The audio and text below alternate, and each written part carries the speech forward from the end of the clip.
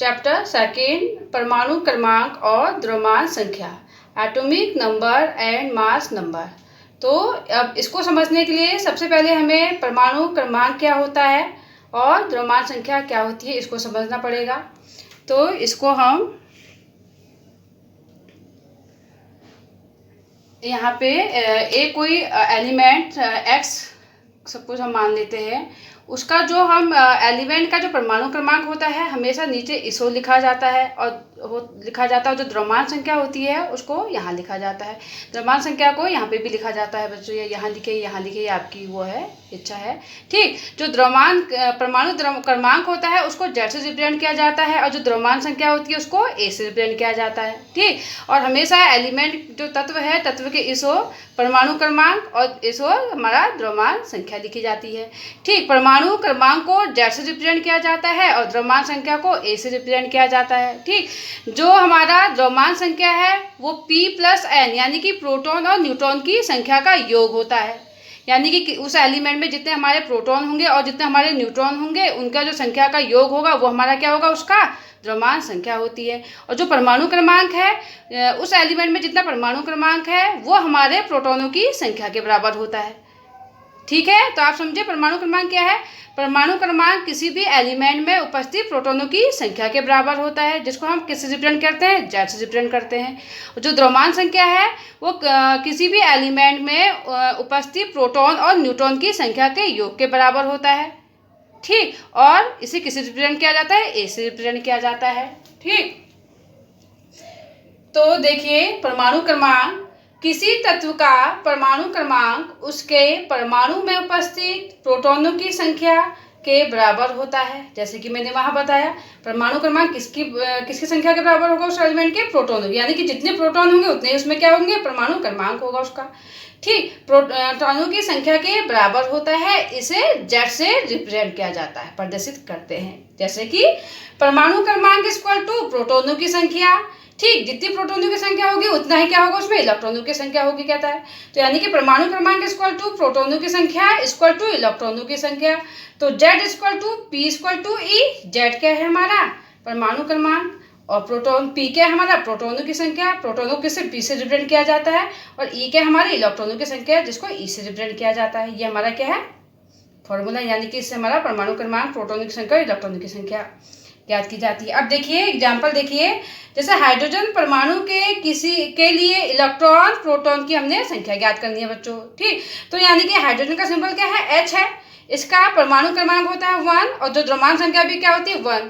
तो ये जो भाग मैंने वहां बताया था ये इसका परमाणु क्रमांक है हाइड्रोजन का और ये भाग इसका क्या है, द्रव्यमान संख्या। यानी कि ये क्या है, जितना इसमें प्रोटॉनों की संख्या होगी यानी कि हाइड्रोजन के उतने ही उसका परमाणु क्रमांक। ये आप कह सकते हो हाइड्रोजन का जितना परमाणु क्रमांक है उतने ही उसमें क्या होंगे, नंबर ऑफ प्रोटॉन होंगे, है ना। और द्रव्यमान संख्या मैंने बताई थी जितना जो पी और एन का योग होता है ना बच्चों। चलिए इसको बाद में समझते हैं, इसको समझिए। तो परमाणु क्रमांक इक्वल टू कितना है, इसमें कितना दिया परमाणु क्रमांक यानी कि जेड इक्वल टू 1 है। तो हमारा फॉर्मूला क्या था ऊपर, परमाणु क्रमांक इक्वल टू प्रोटॉनों की संख्या इक्वल टू इलेक्ट्रॉनों की संख्या। तो परमाणु क्रमांक हमारा जेड जो है 1 दिया है तो प्रोटॉनों की संख्या भी कितनी होगी, 1 होगी, क्योंकि हमारा परमाणु क्रमांक इक्वल टू क्या होता है, प्रोटॉनों की संख्या, यानी कि पी इक्वल टू भी 1 होगा। तो प्रोटॉनों की संख्या इक्वल टू इलेक्ट्रॉनों की संख्या, यानी कि इलेक्ट्रॉन की संख्या भी क्या होगी, इसमें 1 होगी, है ना। तो देखिए दूसरा एग्जाम्पल देखिए, सोडियम में परमाणु क्रमांक की इलेक्ट्रॉन व प्रोटॉन की हमने क्या करनी है, को ज्ञात करना है।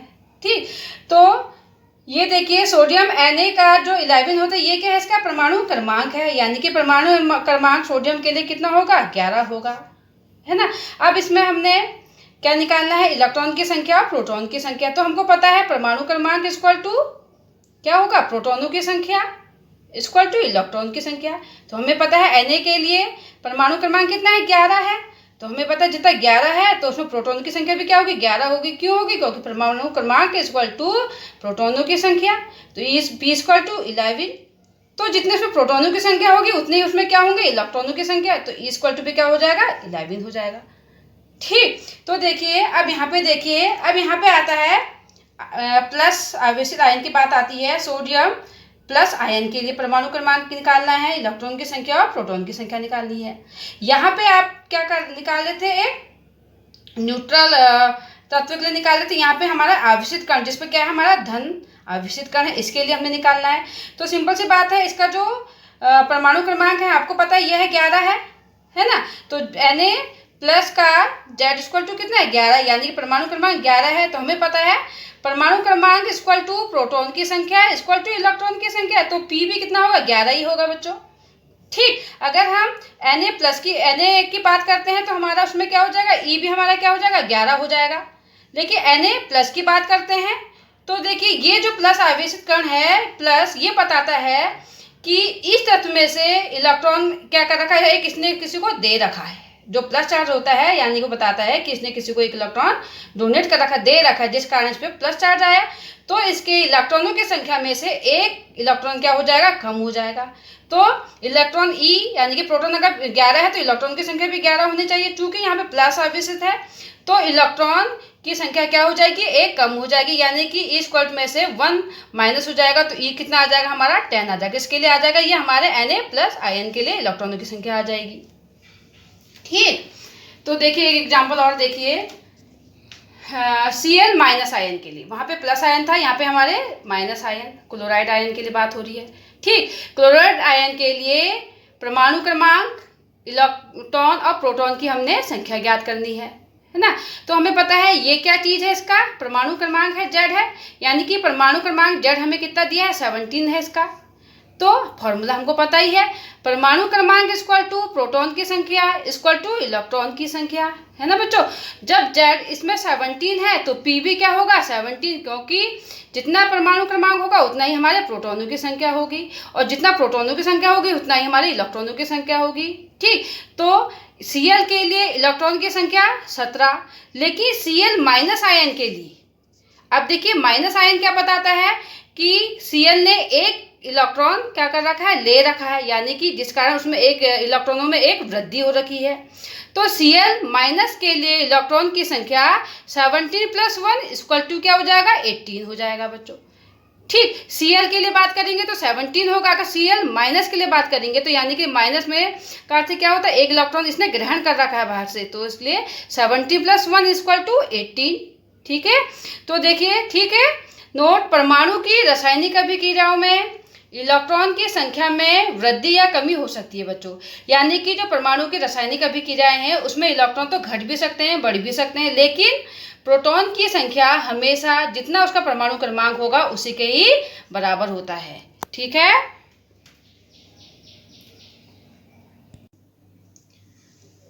तो अब आता है द्रव्यमान संख्या, मास नंबर। तो पहले भी मैंने बताया था कि एलिमेंट का जो द्रव्यमान संख्या होती है वो हमेशा ऊपर लिखी जाती है, और यहाँ या यहाँ भी आप लिख सकते हैं। और जो द्रव्यमान संख्या है वो प्रोटॉन की संख्या प्लस न्यूट्रॉन की संख्या होती है। ठीक, प्रोटॉन प्लस न्यूट्रॉन की संख्या हमारी उस एलिमेंट की द्रव्यमान संख्या कहलाती है ना। तो देखिए, द्रव्यमान संख्या किसी परमाणु के नाभिक में उपस्थित प्रोटॉन तथा न्यूट्रॉनों की संख्याओं के योग को उस परमाणु की द्रव्यमान संख्या कहलाती है। ठीक है ना, प्रोटॉन तथा न्यूट्रॉन की संख्याओं का योग हमारी द्रव्यमान संख्या कहलाती है। इसे A से प्रदर्शित करते हैं, है ना बच्चों। तो देखिए, द्रव्यमान संख्या इक्वल टू प्रोटॉन की संख्या प्लस न्यूट्रॉनों की संख्या, जो कि कहाँ पे उपस्थित होती है, हमारे एटम के नाभिक में उपस्थित होती है। ठीक, तो द्रव्यमान संख्या को A से रिप्रेजेंट किया जाता है, आपको पता है, और प्रोटॉन संख्या को P से और न्यूट्रॉन की संख्या को N से। तो हमने कह दिया A equal to P plus N, A यानी कि द्रव्यमान संख्या, P यानी कि प्रोटॉन की संख्या, और N हमारा न्यूट्रॉनों की संख्या। तो देखिए, यह हम ऐसा भी कह सकते हैं, द्रव्यमान संख्या इक्वल टू परमाणु क्रमांक प्लस न्यूट्रॉनों की संख्या, है ना। परमाणु क्रमांक कह लीजिए या प्रोटॉनों की संख्या कह लीजिए, बात एक ही है ना। द्रव्यमान संख्या इक्वल टू परमाणु क्रमांक प्लस न्यूट्रॉनों की संख्या। जैसे कि हमको पता है द्रव्यमान संख्या को हम A से रिप्रेजेंट करते हैं, परमाणु क्रमांक को हम Z से रिप्रेजेंट करते हैं, और न्यूट्रॉनों की संख्या को हम N से रिप्रेजेंट करते हैं। तो हम कह सकते हैं A equal to Z plus N। ठीक, तो देखिए एग्जाम्पल इसका 1H1 में न्यूट्रॉन की संख्या बताइए। ठीक, तो कहता है हाइड्रोजन में न्यूट्रॉनों की संख्या बताइए। हमें पता है 1H1 में परमाणु क्रमांक कितना है, हमको पता है। जो ये चीज होता है ये इसका परमाणु क्रमांक होता है और ये जो होता है इसका द्रव्यमान संख्या होती है, यानी कि इसका जो परमाणु क्रमांक है इसका कितना है, 1 है। ठीक, तो 1 है तो हमें फॉर्मूला पता था कि जितना हमारा परमाणु क्रमांक होता है Z होगा, उतना ही हमारे प्रोटॉनों की संख्या होगी और उतना ही हमारे इलेक्ट्रॉनों की संख्या होगी, यानी कि Z equal to P equal to E। जब परमाणु क्रमांक हाइड्रोजन के लिए 1 है ना, तो प्रोटॉनों की संख्या भी क्या होगी, 1 होगी और इलेक्ट्रॉनों की संख्या भी क्या होगी, 1 होगी। ठीक, इसके अनुसार क्योंकि Z equal to P, P equal to E, अगर Z 1 है तो क्या होगी, प्रोटॉन भी 1 होगा, न्यूट्रॉन भी क्या होगा, इलेक्ट्रॉन भी क्या होगा, 1 होगा, क्योंकि एक दूसरे पे क्या करते हैं ये कि बराबर होते हैं। ठीक, तो देखिए अब न्यूट्रॉनों की संख्या हमें जो है प्रोटॉन की संख्या भी मिल गई और इलेक्ट्रॉन की भी संख्या निकल गया। हमने निकालनी है न्यूट्रॉन की संख्या। तो फॉर्मूला क्या है हमारा, न्यूट्रॉन की संख्या इक्वल टू द्रव्यमान संख्या माइनस परमाणु क्रमांक। ऊपर हमने बताया था द्रव्यमान संख्या इक्वल टू हमने बताया था परमाणु क्रमांक प्लस न्यूट्रॉन की संख्या। तो हमको अब न्यूट्रॉन की संख्या निकालनी है तो हमने यहाँ रख दिया न्यूट्रॉन की संख्या इक्वल टू द्रव्यमान संख्या माइनस परमाणु क्रमांक। ठीक, तो 1H1 में हमारी द्रव्यमान संख्या कितनी है, 1 है ना बच्चों। तो क्या हो जाएगा, तो N इक्वल टू द्रव्यमान संख्या 1 है, परमाणु क्रमांक भी 1 है, तो 1 माइनस 1 यानी कि 0, यानी कि हमारा 1H1 में हमारा नाइट्रोजन कितना है, 0 है। ठीक है, अब आता है दूसरा एग्जाम्पल। देखिए सोडियम 11Na23 में इलेक्ट्रॉन, प्रोटॉन व न्यूट्रॉन की संख्या ज्ञात करना है। ठीक है, तो इसमें हमने आपको पता है ये क्या होता है इसका Z यानी कि परमाणु क्रमांक होता है और ये क्या होता है इसका A यानी कि ये इसका क्या है, द्रव्यमान संख्या है ना। तो Na का परमाणु क्रमांक इक्वल टू 11 है ना बच्चों। द्रव्यमान संख्या कितना होगा, ये होगा 23 होगा। ठीक हो गया। तो अब क्या होगा, इसमें हमने इलेक्ट्रॉन की संख्या यानी कि E निकालनी है, P निकालना है और N निकालना है ना। तो हम फॉर्मूला वो है हमको पता है परमाणु क्रमांक इक्वल टू प्रोटॉन की संख्या इक्वल टू इलेक्ट्रॉन की संख्या। ये आगे से पढ़ते हुए आ रहे हैं आप। तो परमाणु क्रमांक कितना है सोडियम के लिए, 11 है, तो प्रोटॉन की संख्या भी कितनी होगी, 11 ही होगी और इलेक्ट्रॉन की संख्या भी कितनी होगी, 11 ही होगी बच्चों, है ना। ये तो निकल गया प्रोटॉन की संख्या और इलेक्ट्रॉन की संख्या। अब हमको किसकी संख्या चाहिए, न्यूट्रॉन की संख्या। तो फॉर्मूला रख लेते हैं हम, न्यूट्रॉन की संख्या इक्वल टू द्रव्यमान संख्या माइनस परमाणु क्रमांक, है ना।